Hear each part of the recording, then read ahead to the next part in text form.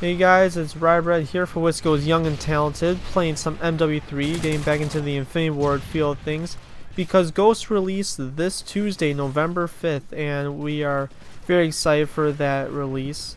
This video is going to be pretty much a rundown of features that are going to be in Ghost. So I'm going to just start listing them off. You probably heard most of these, but I'm going to list off the ones that I know, and if you didn't know them, well then I guess you know something new.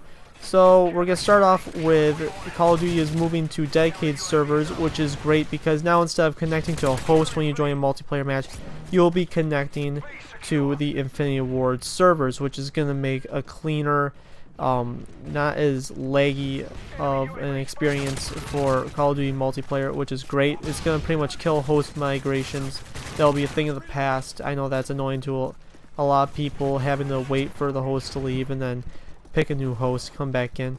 So that's no longer going to be a thing. For your soldier loadouts, you will now be creating a soldier, which you can fully customize that soldier's appearance and loadouts. How the prestige system works is that you get 10 soldiers, and each soldier prestiges once. So in total, that's 10 levels of prestige in Call of Duty Ghosts. Strike packages return in Assault, Support, and Specialist, which was a great feature in MW3, and I'm very happy to see it return. Some notes about probably the biggest change in the kill streaks is that UAVs are no longer air-based and they are ground-based SATCOMs. So instead of calling a drone into the sky, you're going to be placing something on the ground, a radar on the ground, and it's going to work as your UAV. Now, you don't get the UAV right away. If there is one SATCOM on the ground, it works as a motion sensor would in MW3, where it just scans that small area of the map in that circle scan. And after your team earns a certain amount of SATCOMs, I'm not sure the exact number, it could be 2 or 3, it turns into a regular UAV. Then after more are added, it turns into an advanced UAV. Players can just shoot these with their guns and destroy it. And I believe it earns a point towards their next score streak as well. How create a class works is similar to the Black Ops 2 Pick 10, where each class has a separate budget for primary, secondary, lethal, tactical, and perks. So it's kind of similar to Black Ops 2, where you have a budget of points, but it's not 10 for the entire class. It would be like you budget 3 points for your primary, 2 for your secondary. I believe it is 12 points for perks. Yeah, that's correct. 12 points for perks. Perks are divided into 7 different categories, and those are speed, handling, stealth, awareness, resistance, equipment, and elite. Each of those take care of a different part of the game, such as like speed would be your running, so like extreme conditioning and stuff. Handling would be how well you can aim your gun, so you see stuff like steady aim and stuff in there. Stealth would be your assassin and blind eye. Awareness would be, well, like stuff like awareness help you hear better, dead silence so you would move quieter. Well, I guess it could be in stealth as well. Resistance would mainly be used against your gun. I'm not quite sure how that all goes. Equipment, that'll be stuff like your sit rep, and elite is more so unique perks, I would say. Like I believe the top of the line perk for that category is every kill you earn, your gun becomes slightly more powerful, making it easier to kill. So there are 5 perks in every category. Each of them are scored 1 through 5.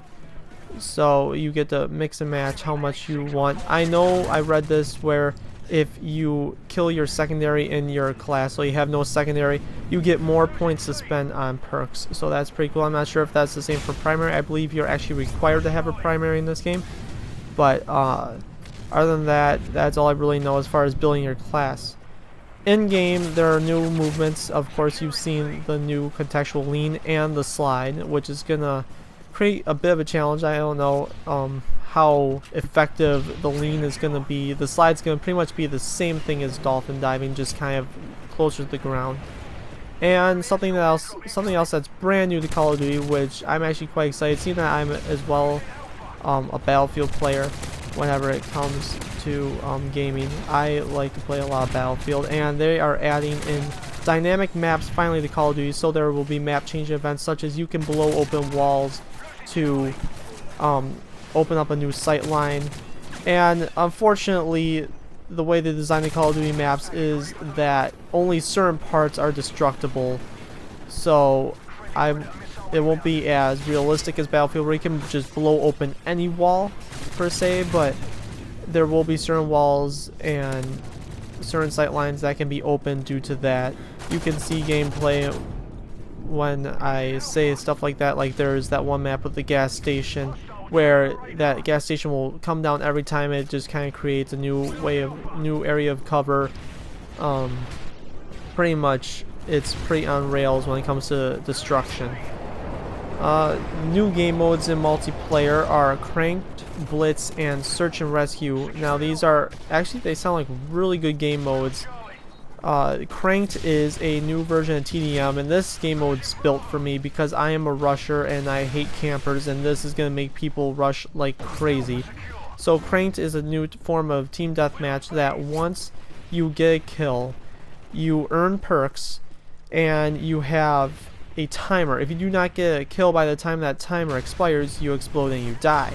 So this is going to become a very frantic mode, a very, very fast-paced mode, and it should be fun to see how people create strategies to win this mode. Blitz is a new form of capture the flag, except for now what you do is on opposite sides of the map from where you spawn, there is an objective that you must get to. As soon as you reach the objective, you go through a portal and you spawn back in on the other side of your map, back in your spawn, which is pretty cool, I think. I've heard a lot of mixed opinions about that new mode, but it sounds pretty cool. I'm looking forward to playing it. And then finally, Search and Rescue is a new take on Search and Destroy, in which when you get killed, you're not necessarily done for the round. You drop a dog tag, and if your teammate picks it up, you spawn back in. But if an enemy picks it up, you are done for the round, and that acts like normal Search and Destroy from there on out. Something else that they're implementing, they've had this in here since MW3, MW3 when they launched Elite, was the clans, but now they're a bit more detailed and a bit more involved than what they were before, which I like, where you get to compete against other clans for XP and in-game content, kind of similar to how MW3 could earn double XP and stuff like that. Just that this is a bit more competitive. I believe there's like a map layout or something. I'm not quite sure how this works. I didn't look much into it, but it's a bit more competitive as far as like taking over modes and maps and stuff like that, which seems pretty cool. I'm gonna probably hop on with my clan and play a lot of stuff involved with that. And aside from multiplayer, kind of similar to how combat train is in Black Ops 2 and Black Ops, we now have squads, which is allows you to level up against bots using your multiplayer loadouts in 4 different ways. And these ways are different. You get to play with your friends, and some of them you're by yourself. I believe most of these, if not all, you play with your friends.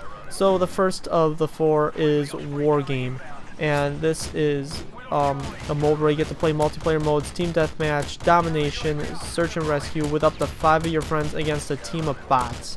And something I should mention about the bots is that they have a new AI system, so the bots will act more realistic. So say they have a sniper, they will act more like a sniper instead of just running around with a sniper rifle, firing it into just stupidly firing it, like no scoping everything. They'll actually sit and camp like a sniper would on the regular battlefield. The second mode is Squad v Squad, where you can take your squad of soldiers you created in multiplayer against another player and his squad.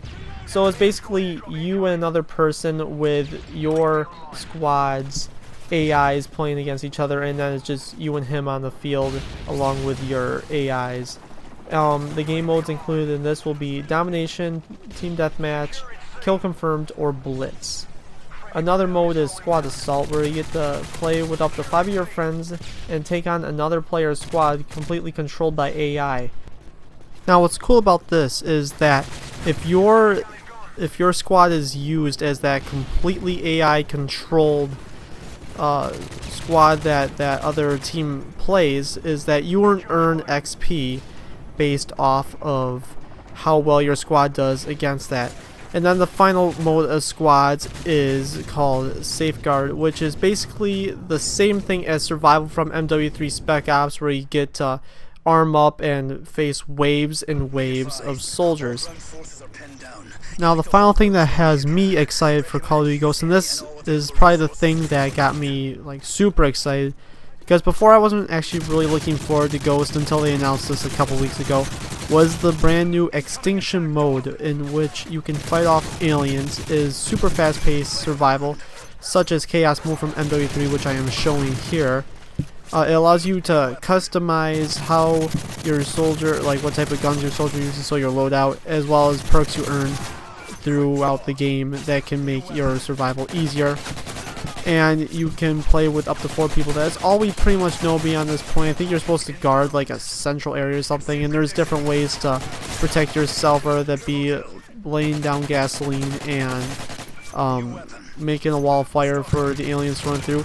Some of the aliens, I heard, can shoot things at you. Others usually just seem to attack you, like how zombies would in Treyarch games. So this is kind of Infinity Ward's take on Treyarch zombies, which actually I am not disappointed at all to see them doing, because to be honest, survival from MW3 was kind of a letdown for me, because I thought, oh, this is going to be cool, it's going to be like another zombies.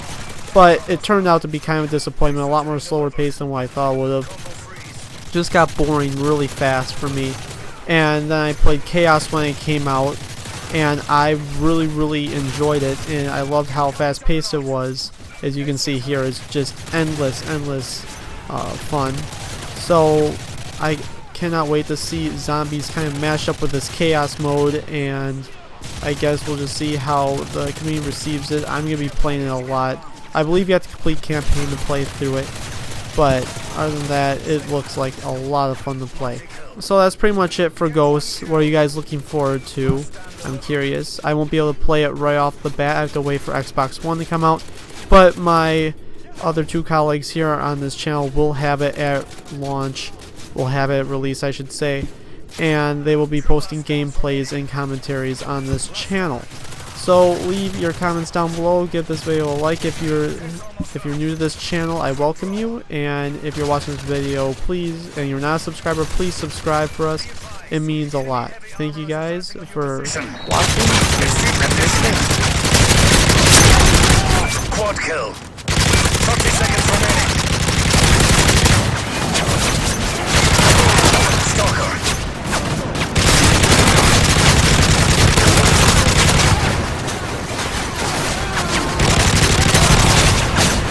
Get 1 kill. 2 last downs remaining. 10 seconds remaining. Care package inbound. Steady aim. Maintain your combo. Triple kill. Fast health regen. Sentry gun delivered.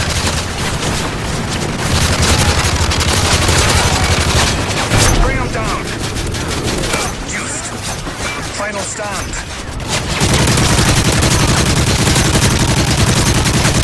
Multi-kill. Armor. Care package inbound. Incoming juggernaut.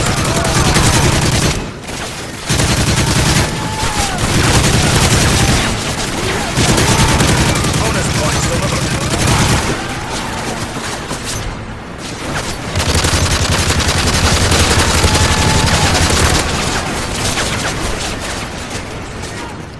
New weapon. Bonus points. Sentry gun. Get 1 kill. Lost life.